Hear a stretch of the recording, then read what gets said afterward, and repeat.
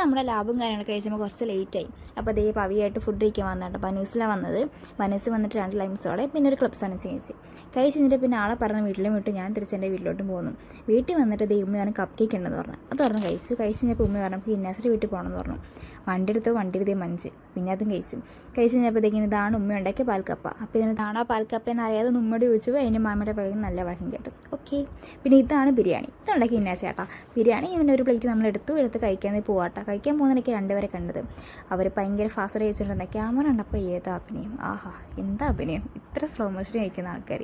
പിന്നെ ഇതേ എൻ്റെ അനിയൻ, അവനവിടെ പുഷപ്പ് പിടിക്കുന്നതിലുള്ള ധൃതിയിലാണ്. പുഷപ്പ് കണ്ട അത്രേ ഉള്ളൂ. അതൊക്കെ കുടിപ്പോൾ അത്രേ പോകത്തുള്ളൂ. പിന്നെ അതേ ഇത് നമ്മൾ അബ്ബാനെ വിളിച്ചുകൊണ്ടിരിക്കുക കേട്ടോ. അബ്ബ വിളിച്ചപ്പോൾ ഇതെല്ലാവരും വർത്തമാനമൊക്കെ പറയാൻ വേണ്ടി നിൽക്കുകയാണ്. അപ്പോൾ അബ്ബാനെ നമുക്ക് ഇൻഷാല്ലാ അടുത്ത മാസം കാണാം. പിന്നെ നമുക്ക് കാർ എടുക്കും. അങ്ങനെ വിലയിരുത്തി കാർ എടുത്ത് ഐസ്ക്രീം കഴിക്കാൻ വേണ്ടി പോകാൻ റെഡിയായി ഞാനാണ്. പിന്നെ എന്നെ പറഞ്ഞ ബാക്കിലോട്ട് തട്ടി. കാരണം എന്നെ നമുക്ക് ഇരിക്കാൻ പറ്റത്തില്ല. അപ്പോൾ ഞാൻ പുറകിരുന്നാൽ ഇരിക്കാൻ പറ്റും. അതുകൊണ്ട് അവനെടുത്ത് അതിനെടുത്ത് കാർ ഓടിച്ചു. പിന്നെ ഞാനത് പുറകിലിരുന്ന് നമ്മളത് ഇത്രയും പേരാണ് ഐസ്ക്രീം കഴിക്കാൻ വേണ്ടി പോകുന്നത്.